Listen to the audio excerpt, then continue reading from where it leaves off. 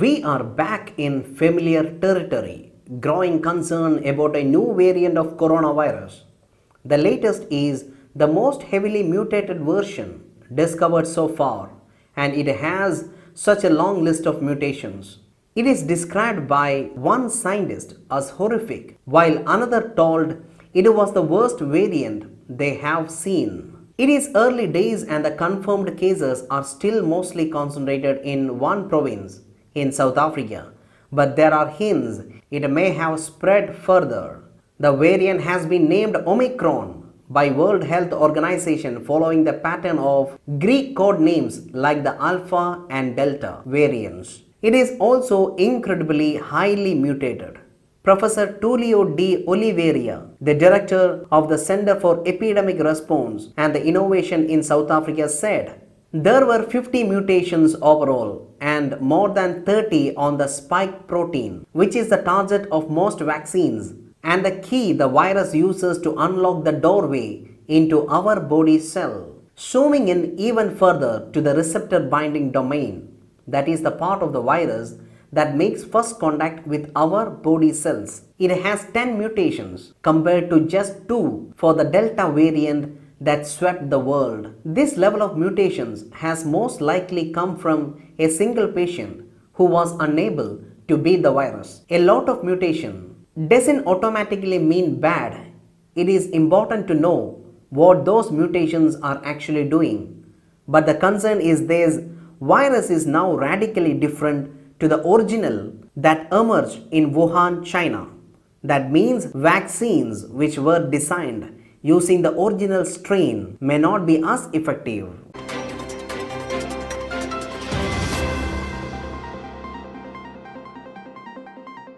Barbados has officially removed Queen Elizabeth II as its head of the state and become the world's newest republic. In an overnight ceremony in the capital, Bridgetown, Dame Sandra Mason was sworn in as president.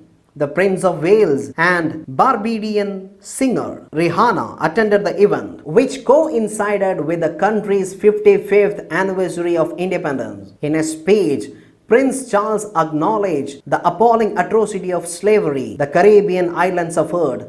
The new era for Barbados ends Britain's century of influence, including more than 200 years when the island was a hub for transatlantic slave trade. To signify the official change of power, a final salute was made to the British monarchy and the royal standard flag was lowered and replaced. Speaking as the guest of honor at the event, Prince Charles reiterated the continuous ties between the two nations despite the constitutional status change. He described the moment as a new beginning before being awarded the prestigious Order of Freedom of Barbados by new president. The Queen sent the country her warmest good wishes for happiness, peace and prosperity in future and said the nation holds a special place in her heart.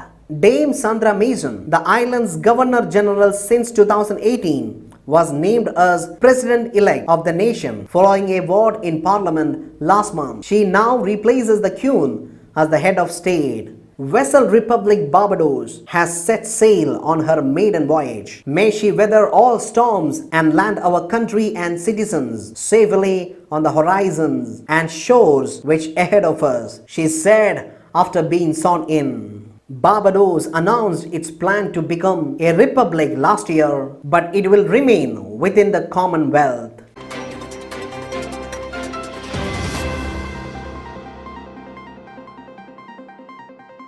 Uganda is likely to lose its Entebbe International Airport to the communist country over its failure to pay back a loan that was intended for its development.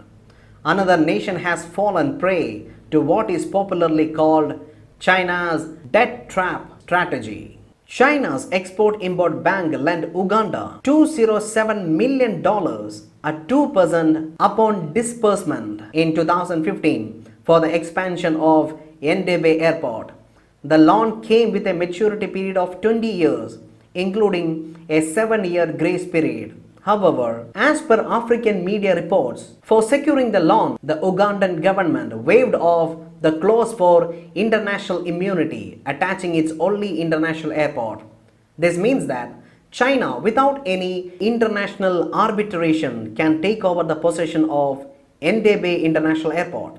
Foreseeing the possible crisis, a delegation of Ugandan officials had been deployed to China earlier in March 2021 in an attempt to renegotiate the clause. However, the deal fell through and the country was unsuccessful since China refused to alter the original terms of the deal. Entebbe International Airport is not only Uganda's most successful airport, handling over 1.9 million passengers, but it is also the only international airport. The Chinese embassy in Uganda has also refuted the reports of a takeover, claiming that the hype surrounding the Chinese debt trap in Africa had no factual basis. Interestingly, a similar situation was witnessed when Sri Lanka was forced to sign off Hambantota Port to Beijing on a 99-year lease because it could not repay the Chinese loans that it had taken to build the port.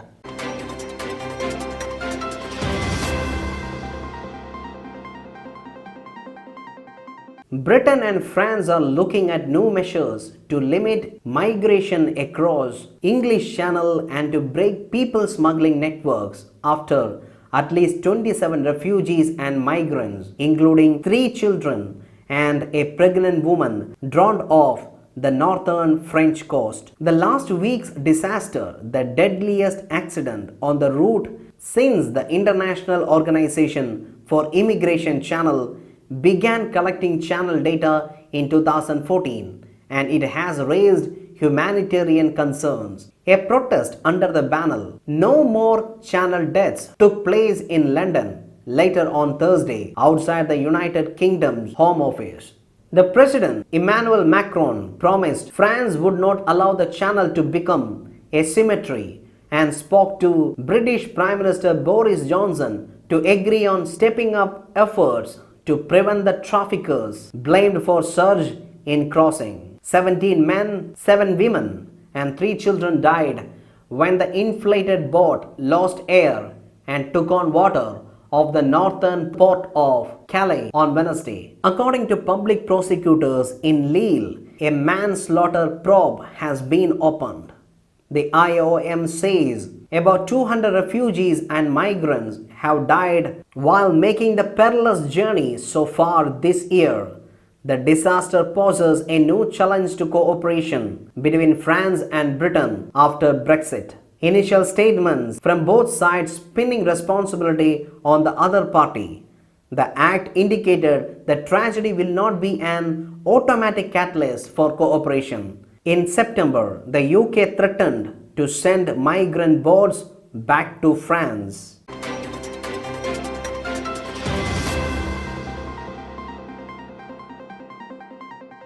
Most Gambians, are quite proud of their unique voting system.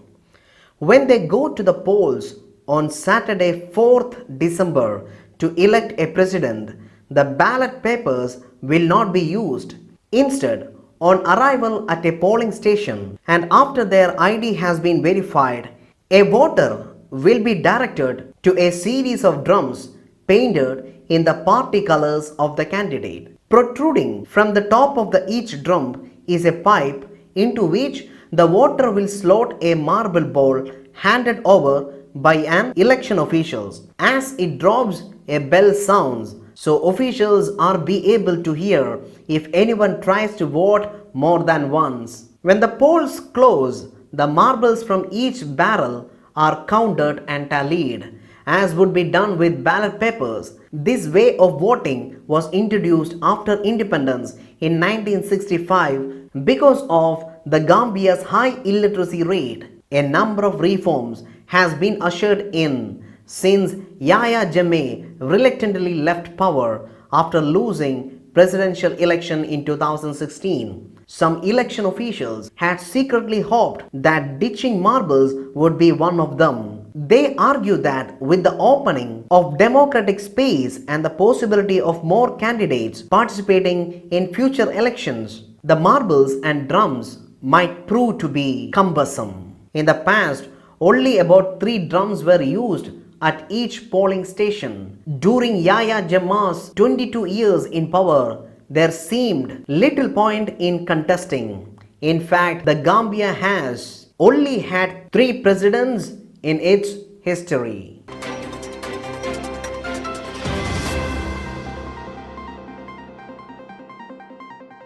The European Commission on Wednesday announced an international infrastructure plan called Global Gateway, which aims to mobilize 300 billion euro in public and private infrastructure investment. The plan is global in scope, adapting to the needs and strategic interests of different regions, and is being seen as European effort to challenge China's Belt and Road Initiative, which was launched in 2013 and funds infrastructure projects in the developing countries. We want to make Global Gateway a trusted brand that stands out because of high quality, reliable standards and high level of transparency and good governance, said EU Commission head Ursula von der Leyen. Let's see what is EU's Global Gateway.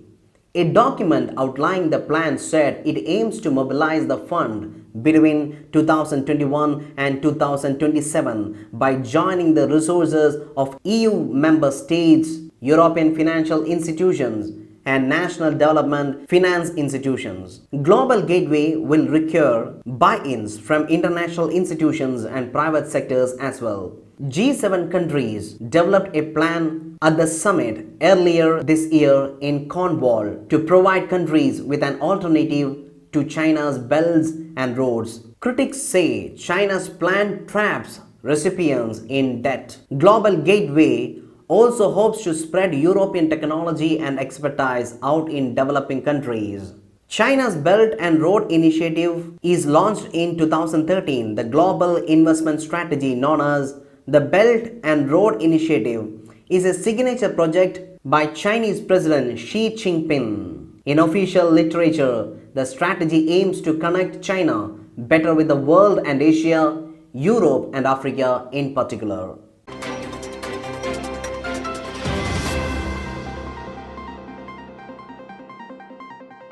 Honduras is set to elect its first female president, Xiomara Castro, after the ruling party conceded defeat. Ms. Castro, the candidate for left-wing Libre Party, has a preliminary lead of almost 20 percentage points over her rival.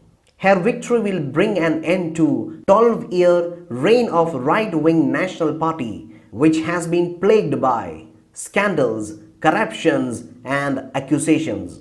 Ms. Castro will replace the divisive President Juan Orlando Hernandez. He has been dogged by allegations of ties to drug trades after his brother Antonio was jailed for trafficking in United States.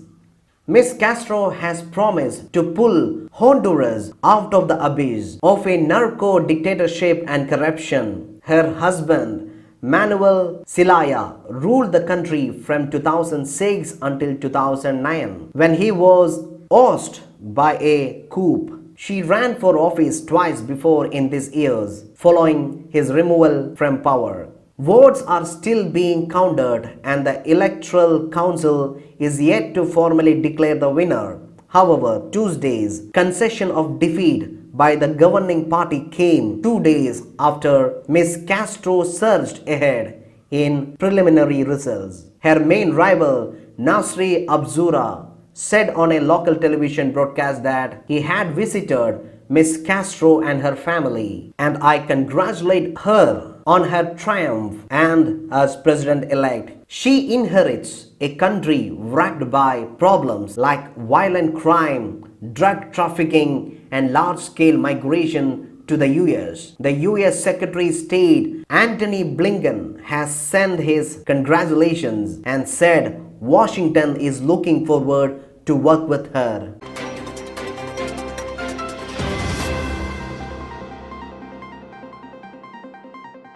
Russia on Monday said it would be ready to provide booster shots to protect against the Omicron coronavirus variant if needed.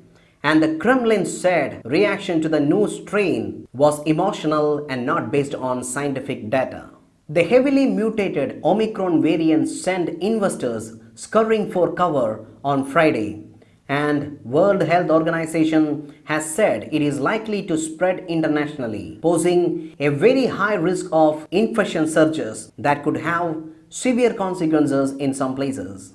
Russia was quick to develop its two-dose Sputnik V vaccine last year and has also deployed a one-shot Sputnik Light vaccine, both of which have demonstrated high efficacy in trials but are still awaiting WHO approval. In addition, manufacturers have told that they have had difficulties producing the second dose of vaccine, hammering efforts to boost output at home. But Russia said on Monday its vaccine developed by Gamaleya Institute would likely to work against Omicron, and if not, it would be ready to produce hundreds of millions of booster shots. Gamaleya Institute believes Sputnik V and Light will neutralize Omicron as they have highest efficacy versus other mutations. Head of the Russian Direct Investment Fund, which markets the vaccine, said, "We see that the reaction on markets is emotional. It is not based on scientific evidence because there is none yet." He added, "The whole world is currently trying to figure out how dangerous is Omicron."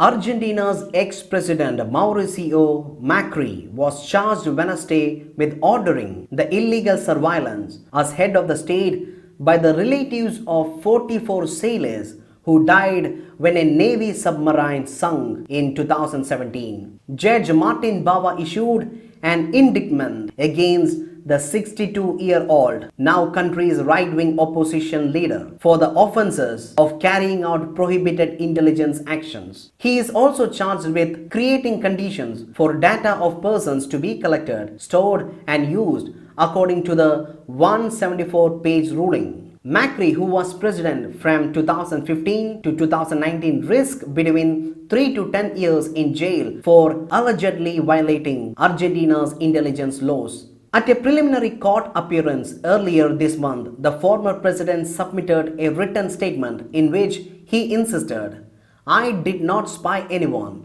I never ordered in my government to spy on anyone." The ARA San Juan submarine disappeared in November 2017. It was found just over a year later. It was at a depth of more than 900 meters in a remote area of South Atlantic, some 400 kilometers off the coast of Argentina. It had been crashed from an implosion, apparently caused by a technical fault.